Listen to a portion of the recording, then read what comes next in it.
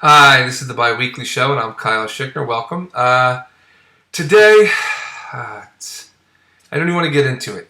Today is Dan Savage's day. We talk about Dan Savage. When I started doing the show a couple months ago, I really was, I didn't want to get into Dan Savage. I made a YouTube clip a couple years ago, basically saying fuck Dan Savage about his biphobia and how he hates bisexuals and says bisexual men don't exist or women. And I really was hoping to sort of avoid going down the same road, and I figured he would just sort of, after the Get Better campaign lost its steam, and things moved on, that he would go away.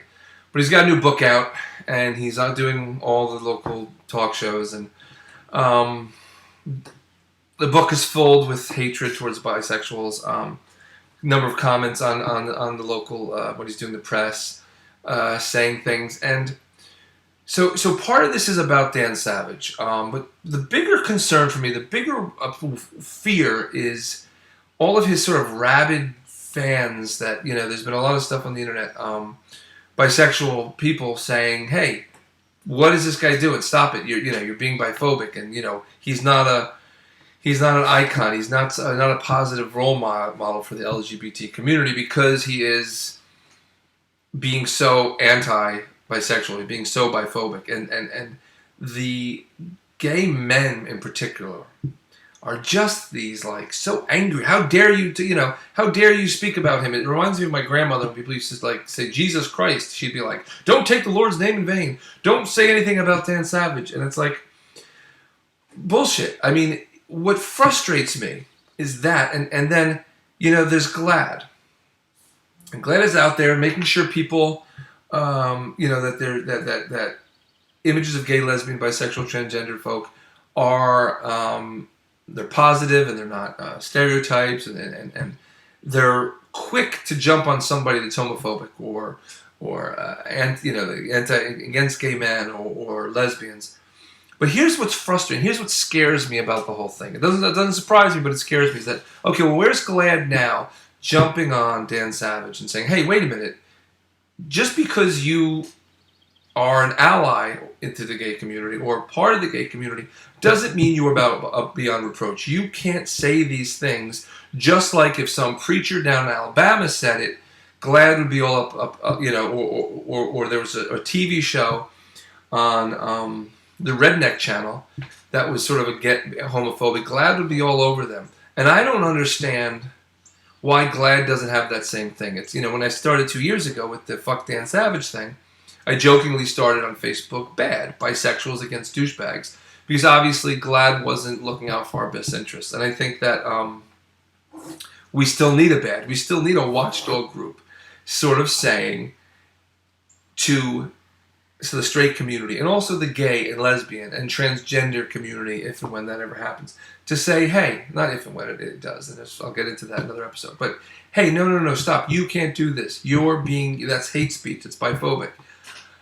But no one is ever going to say anything to Dan Savage from GLAAD, ever. I mean, that's their meal ticket. But between them and Glee in the last 5 years, that's how they've made all their money. And I think it's ridiculous, and I think it's contradictory to say, well, we are looking out for the LGBT community, unless, of course, someone that we really like kind of disses one of the other letters, and that's okay. And it frustrates me, and what I find suspicious about Dan, I got two theories about Dan. One is that he is full of shit, and he's like Howard Stern or Rush Limbaugh or Glenn Beck in that he doesn't necessarily believe what he's saying, but he knows his core audience are older gay men who more traditionally aren't as open-minded about bisexuality and also hate bi folk.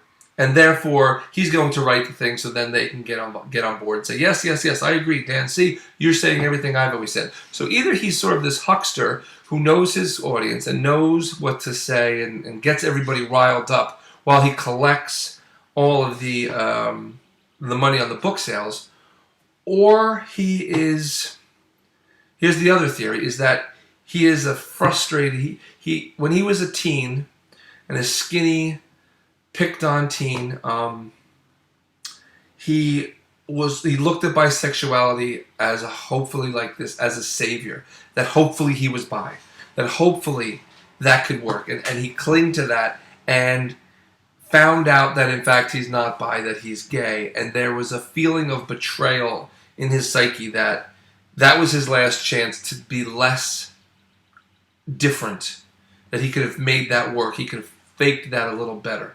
And there are a lot of gay men and women out there who I have met who have openly said, I really did, and for a while I was angry, and I was hurt that I couldn't be bisexual, and I was angry at those who could be bisexual, because I felt had only I been able to do that, my life could have been easier. Now, they don't walk in our shoes, and they have no idea whether it's easier or not, and the assumption is it's easier. And I'm not going to say it's easier, I'm not going to say it's harder. What I'm going to say is it's hard. And, to say, oh, well, one is easier than the other isn't. But I think that might be either he's a huckster or he is a frustrated bisexual boy gay boy wishing to God that he could be bisexual. And when it didn't turn out that way, he found out he had to be, he's angry. And he's angry at us, he's angry at me, and he's angry at you. He's angry at everyone watching there. And what I want is every single person watching to voice their opinion, even if it's a simple thing on Facebook saying, I don't agree with Dan Savage being biphobic. I don't completely support Dan. Why does Dan Savage hate bisexual people? Fuck Dan Savage, whatever you want to say. If everyone did that, it would help the bi kids out there who don't understand this mixed message that here's this gay icon. So and